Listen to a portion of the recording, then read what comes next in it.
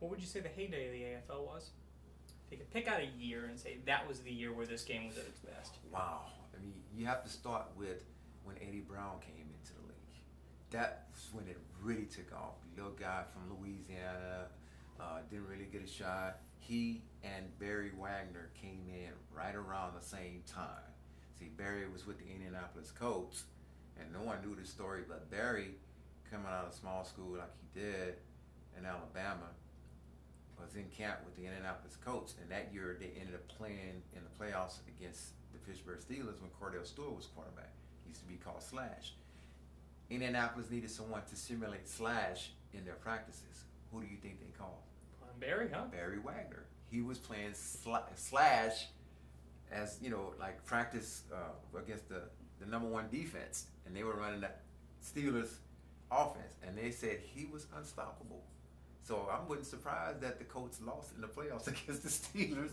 If they couldn't stop Wags, there was no way they were going to be able to stop Cordell Stewart, But during that time, and that was around about 93 when Wags came in, and then Eddie Brown came in, 94, 95, about that time.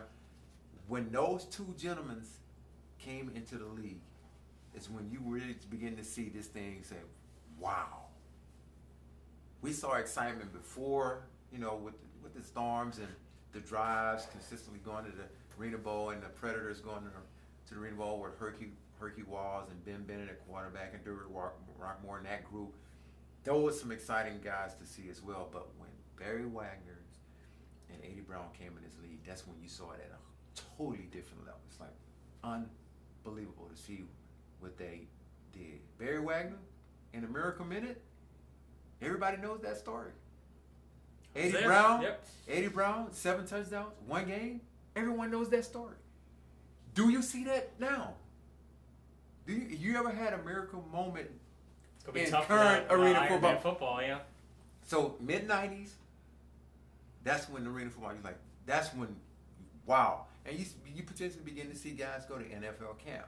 Because during that time as well, you have to remember, Kurt Warner, I know what you told me earlier, he was one of the best quarterbacks in the league. He was not, but Kurt Warner defined what this league meant for opportunity. If you want to put a definition behind opportunity, look it up in the dictionary. You see Kurt Warner's picture, and it has next to it AFL. Goes over to play in the NFL World League and gets established.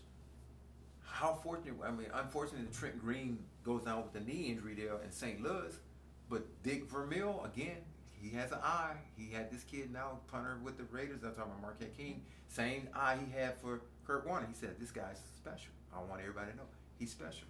And he proved Dick Vermeil, right? So during the 90s up to the millennium, that's when it really just like, whew, man, arena football is something special. It's something special.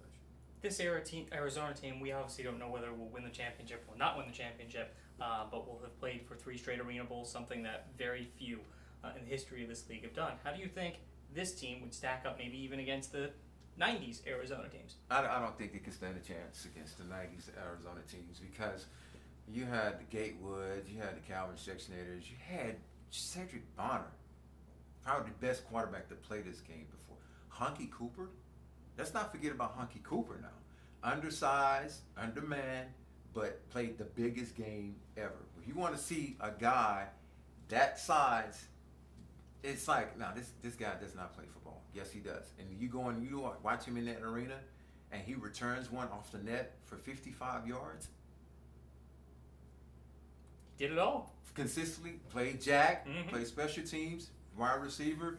He did everything that Danny White asked him to do and more. And not just that, but he was a great man in the community of Arizona. So everywhere he went, and he touched lives, he tapped in and all of our guys did too. When it came to about the youth, that was their pride and joy, pouring it back and giving it back to some young kid who watched them coming up, could potentially play this game. But the current Arizona team, they have something special, and I don't want to compare what they're doing to what the Rattlers did back in the 90s, because they went to 3 championships too. And they had 3 rings as well.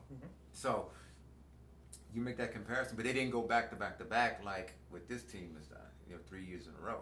I don't think they went back to back to back 3 years. I think they missed 1 year, then they came back and Mm-hmm. went back again. But nonetheless, I have to go with my peers, you know, and not because, you know, I played against those guys and these guys, I watched them play, and it's easy for us to say, hey, you guys understand, you had to play both ways. And that's why I put them up there against these guys, because they had to play both sides. They had to play offense and defense and special teams. And you had to be on the field for 7 minutes before you can leave and then come back. So these guys, they're one-way players.